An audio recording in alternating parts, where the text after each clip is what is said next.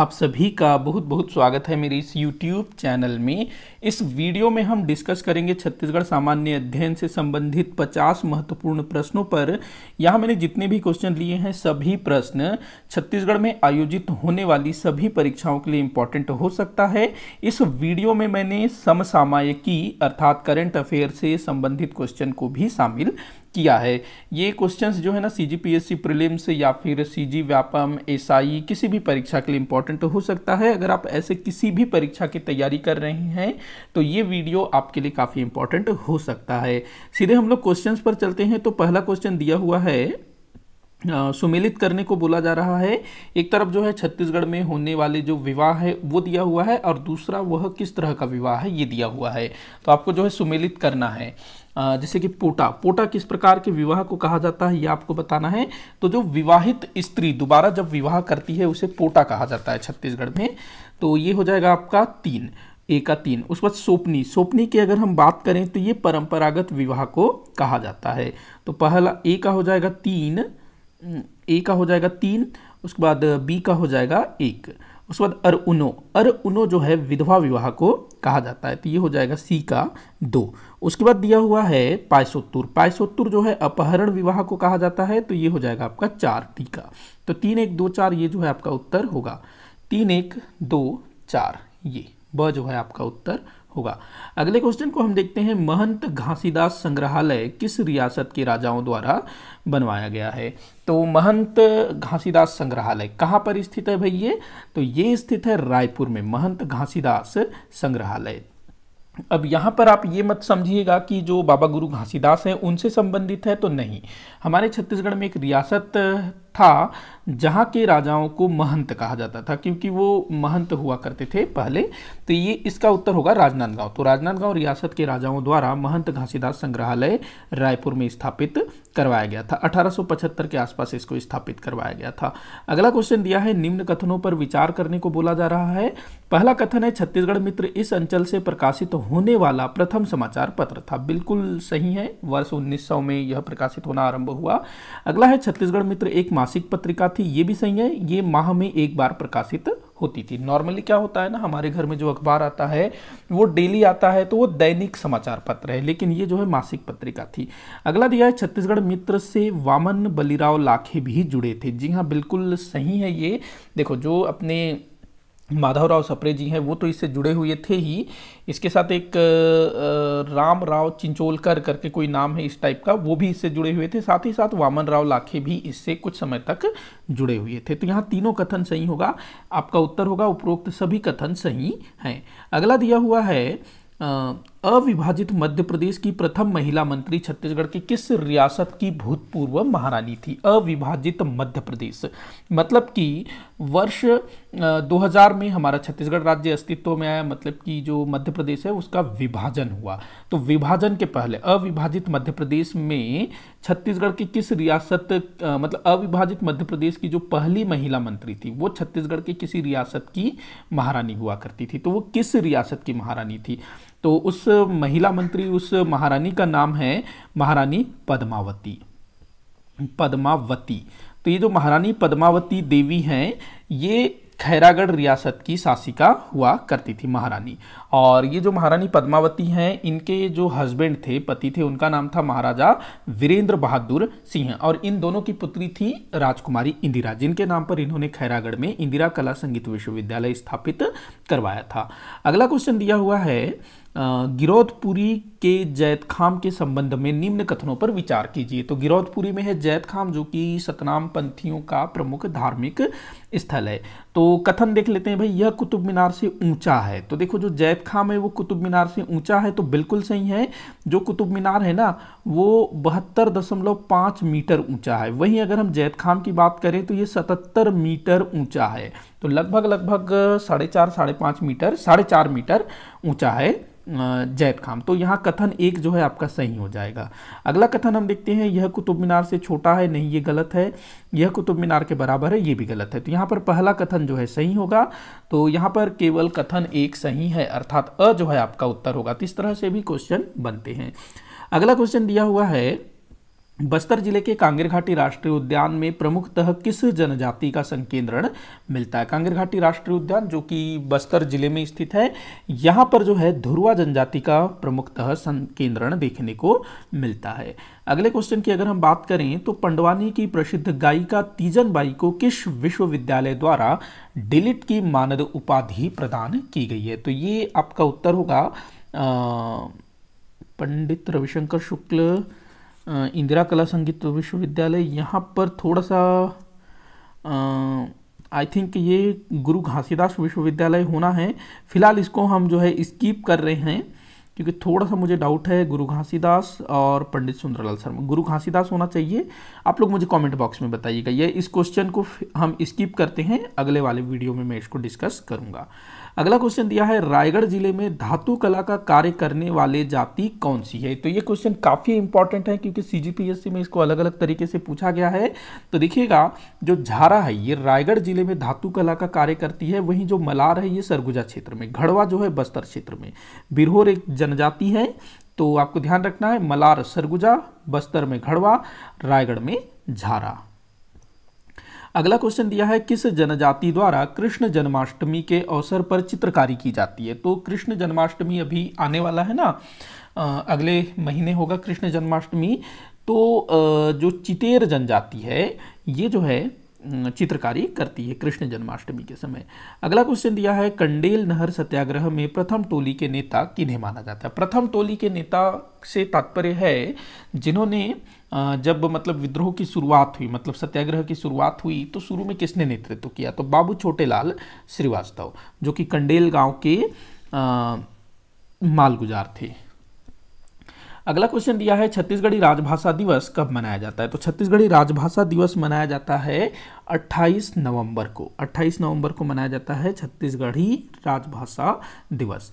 अगला क्वेश्चन है कंघी कला से कौन सी जनजाति संबंधित है? कंघी कला, तो ये बंजारा जनजाति। और जो कंघी है ये प्रेम के उपादान के रूप में, प्रेम के उपादान, ये याद रखना, उपादान मतलब कि एक तरह से प्रेम के प्रतीक के रूप में जाना जाता है बस्तर क्षेत्र में। जो बॉयफ्रेंड है वो अपनी गर्लफ्रेंड को गिफ्ट करता है, कंघी बांस वगैरह से बनता है, तो वो तो ध्यान रखेंगे बस्तर में प्रेम के उपादान के रूप में कंघी को माना जाता है। और बंजारा जो है, बंजारा जाति कंघी कला से संबंधित है। अगला क्वेश्चन दिया है सुमेलित करने को बोला जा रहा है, एक तरफ जलप्रपात दूसरी तरफ जिला। देखते हैं रानी दरहा, रानी दरहा जलप्रपात है सुकमा जिले में, रानी दहरा जलप्रपात है कबीरधाम में, रानी दाह जलप्रपात है जसपुर में। तो यहाँ आपका उत्तर बनेगा 2, 3, 1, 2, 3, 1, ये जो है आपका कूट बनेगा 2, 3, 1, 2, 3, 1। तो स जो है आपका उत्तर होगा। अगला क्वेश्चन दिया है चमेली देवी का संबंध किस वंश से है? चमेली देवी, तो देखो चमेली देवी का संबंध जो है ना ये है बस्तर के नागवंश से। तो यहाँ आप जो है छिंदक भी लगा सकते हैं, छिंदक नागवंश, क्योंकि हमारे छत्तीसगढ़ में 2 नागवंश थे ना, फणी और छिंदक। वैसे यहाँ फणी छिंदक ये तो नहीं दिया है, तो खाली नागवंश आप टिक कर सकते हैं। अगर छिंदक फणी दोनों दिए रहेगा तो छिंदक नागवंश। ये जो है ना छिंदक नागवंशी शासक हरिश्चंद्र देव जो कि नागवंश का अंतिम शासक था बस्तर क्षेत्र में, तो उसकी बेटी थी चमेली देवी। और जब बस्तर क्षेत्र में काकतीय वंश के संस्थापक अन्नम देव ये जो है जब बस्तर में आक्रमण करते हैं तो उससे जो है चमेली देवी का सामना होता है। अगले क्वेश्चन को हम लोग देखते हैं बस्तर क्षेत्र में चरु यात्रा कब मनाया जाता है? तो चरु यात्रा बस्तर क्षेत्र में मनाया जाने वाला एक पर्व है, कृषि से संबंधित है ये। तो ये जो चरु यात्रा है ये मनाया जाता है धान बुआई के पहले नहीं, धान कटाई के बाद मनाया जाता है। धान कटाई के बाद मनाया जाने वाला पर्व है चरु यात्रा, धान पकने के बाद नहीं, ये उत्तर होगा ब। धान कटाई के बाद जो है बस्तर क्षेत्र में चरु यात्रा मनाया जाता है, खेत में मनाया जाता है जहां तक मुझे मालूम है।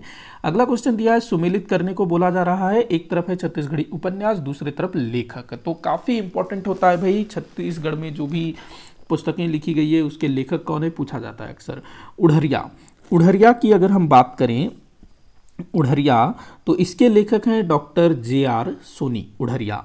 आवा की बात करें तो डॉक्टर परदेसी राम वर्मा, आवा डॉक्टर परदेसी राम वर्मा। छेरछेरा जो है कृष्ण कुमार शर्मा। वहीं भुइयां की बात करें तो रामनाथ साहू। तो आपका उत्तर क्या बनेगा? 3, 4, 1, 2, 3, 4, 1, 2, ये जो है उत्तर बनेगा 3, 4, 1, 2, 3 4 1 2 स। अगला क्वेश्चन दिया है भारत के स्वतंत्रता के समय विलय पत्र पर हस्ताक्षर करने वाली एकमात्र महिला शासिका महारानी जयंती देवी किस रियासत की शासिका थी? तो महारानी जयंती देवी ये राजनांदगांव रियासत की शासिका थी। इसके जो पुत्र थे वो जो है ना अल्पवयस्क थे, तो उसकी संरक्षिका के रूप में ये शासन कर रही थी और उसी नाते इसने जो है सिग्नेचर किया था। अगला क्वेश्चन दिया हुआ है वर्ष 1933 में महात्मा गांधी जी के साथ किनका छत्तीसगढ़ में आगमन हुआ था? तो गांधी जी के साथ आने वाले नेता कौन थे भाई? मदाल शाह, ध्यान रखेंगे मदाल शाह। अगला क्वेश्चन दिया है सन 1900 वर्ष 1910 में हुए भूमकाल विद्रोह के समय बस्तर रियासत का शासक कौन था? तो भूमकाल विद्रोह का नेतृत्व गुंडाधुर ने किया था और इस समय बस्तर रियासत के शासक कौन थे? तो रुद्र प्रताप देव। प्रताप रुद्रदेव टिक मत करना, रुद्र प्रताप देव। अगला है दुर्ग जिला बनने के पूर्व किसके अंतर्गत था? तो दुर्ग जिला जो है पहले रायपुर जिले के अंतर्गत आता था। अगला क्वेश्चन है छत्तीसगढ़ राज्य उच्च न्यायालय के मुख्य न्यायाधीश अरूप कुमार गोस्वामी किस क्रम के मुख्य न्यायाधीश हैं? तो देखो अरूप कुमार गोस्वामी अभी हमारे छत्तीसगढ़ राज्य के मुख्य न्यायाधीश हैं, तो ये 14वें नंबर के मुख्य न्यायाधीश है, तो आपको क्रम याद रखना है। अगला क्वेश्चन दिया है निम्न कथनों पर विचार करने को बोला जा रहा है। पहला कथन है भतरानाट्य नृत्य प्रधान नहीं होता है, गलत है, भतरानाट्य जो है नृत्य प्रधान होता है। अगला दिया है भतरानाट्य के कलाकारों को नाटकुरवा कहा जाता है, बिल्कुल सही है। अगला है भतरानाट्य खुली जगह पर खेला जाता है, ये भी सही है। अगला दिया है भतरानाट्य केवल ग्रीष्म ऋतु में आयोजित होता है।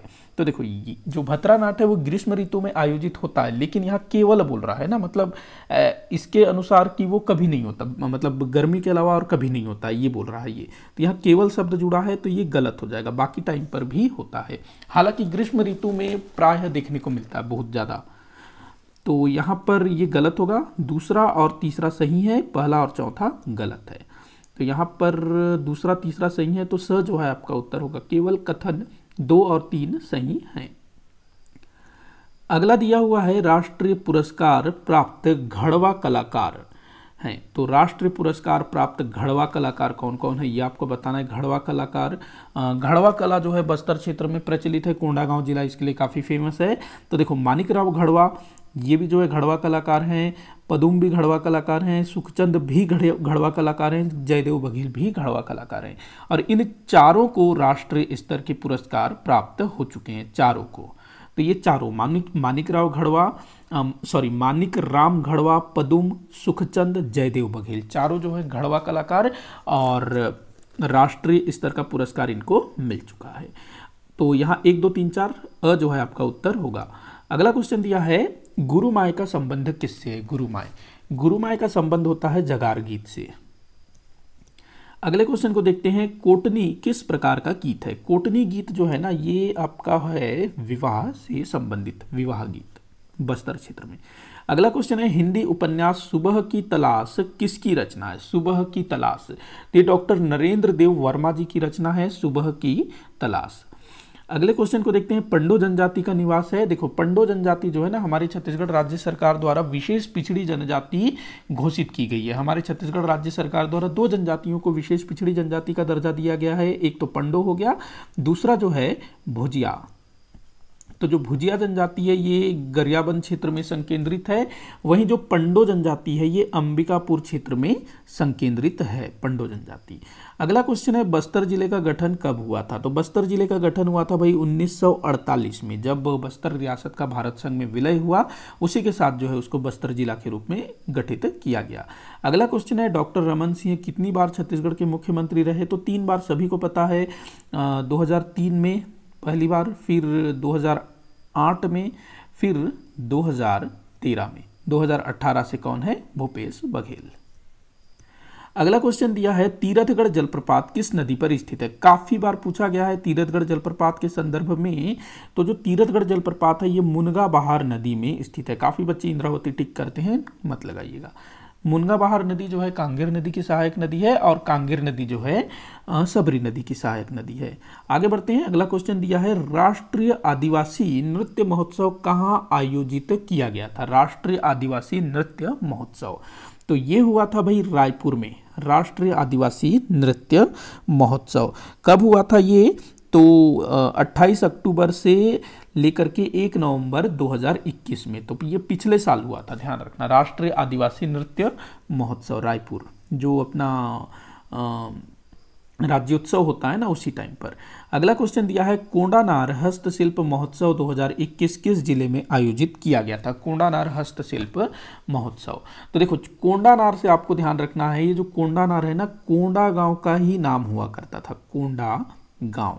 जैसे हम लोग पढ़ते हैं ना कि भाई जो इस जगह का पहले नाम ये था वो था, तो वैसे ही आपको ध्यान रखना है कि जो कोंडा गांव है उसको पहले कोंडानार कहा जाता था।